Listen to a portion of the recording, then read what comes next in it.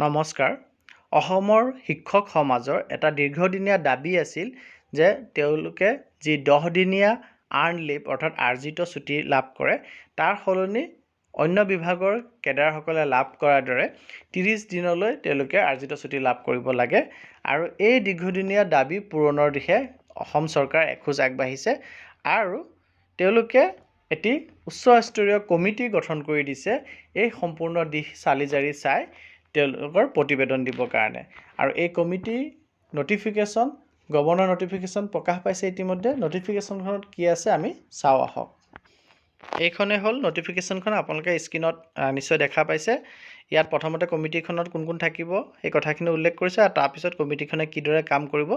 শেষৰ পেৰাগ্ৰাফটোত সেই কথাখিনি উল্লেখ কৰিছে আপোনালোকে যদি নটিফিকেশ্যনখন ভালকৈ চাই তেতিয়া দেখা পাব যে শিক্ষক সমাজৰ যি এটা দীৰ্ঘদিনীয়া দাবী আছিল 10 দিনৰ পৰিৱৰ্তে 30 দিনলৈ তেওঁলোকে আৰ্ণ লিভ পাব লাগে সেইটো কনচিডাৰ কৰিবৰ কাৰণে ফাইনেন্স ডিপাৰ্টমেণ্টে পলিচি ডিচিশ্যন এটা কৰিব লাগিব যেহেতু তাৰ কাৰণে তেওঁলোকে এটা high level committee departmental committee বনোৱাৰ নটিফিকেশ্যনটো জাৰি কৰিছে আৰু এই কমিটিৰ চেয়াৰমেন হ'ব মিছন ডাইৰেক্টৰ SSA আৰু কনভেনৰ কাম মেম্বাৰ ছেক্ৰেটাৰী হ'ব director of secondary education Assam আৰু senior FA school education department তেখেত টেকনিকেল মেম্বাৰ হ'ব অৰ্থাৎ ফাইনেন্সিয়েল যিখিনি কথা চালি-জাৰি চাব লাগিব সেইখিনি ক্ষেত্ৰত টেকনিকেল কথাখিনিৰ ক্ষেত্ৰত তেখেত ৰেছপন্সিবল হ'ব তেখেতে গোটেইখিনি চাব আৰু দুজনকে ইনস্পেক্টৰ অফ স্কুলছ মেম্বাৰ হিচাপে চেয়াৰমেনজনে নমিনেট কৰিব আৰু দুজনকে একাডেমিচিয়ানছ অৰ্থাৎ শিক্ষাবিদক নমিনেট কৰিব চেয়াৰমেনজনে ইনভাইটি মেম্বাৰ হিচাপে আৰু তাৰপিছত যদি হাই লেভেল কমিটি কি কাম কৰিব সেইটো কৈছে তেওঁলোকে এক্সামাইন কৰিব শিক্ষকসকলে দীৰ্ঘদিন ধৰি যি ওপৰত উল্লেখ কৰা অৰ্থাৎ 10 পৰা 30 দিনলৈ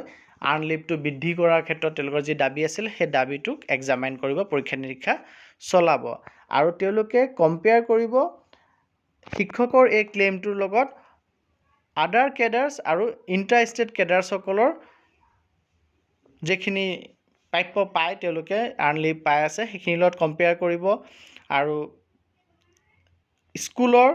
ছাৰ্ভিচ কেনেকুৱা ফাংচনছ কেনেকুৱা স্কুলত শিক্ষকসকলে কেনেকুৱা ধৰণৰ ছাৰ্ভিচ দিবলৈ ফাংচনছ দিবলৈ তাৰ লগত লিংক কৰি পেলাই তেওঁলোকে চাব আৰু যি কেনেধৰণৰ লিভ বৰ্তমান এডমিছেবল হৈ আছে শিক্ষকসকলৰ কাৰণে এই গোটেইখিনি কথা চালি-জাৰি তেওঁলোকে লিংক কৰি পেলাই মিলাই চাব আৰু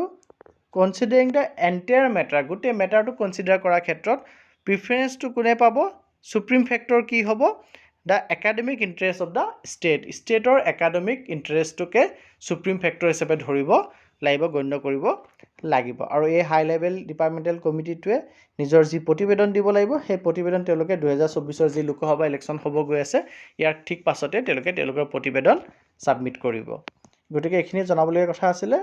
ইনফৰমেশ্যনখিনি ইম্পৰ্টেণ্ট বুলি ভাবিলে কাইণ্ডলি শ্বেয়াৰ কৰিব আৰু চেনেলটি যদি এতিয়াও ছাবস্ক্ৰাইব কৰা নাই কাইণ্ডলি ছাবস্ক্ৰাইব কৰিব ধন্যবাদ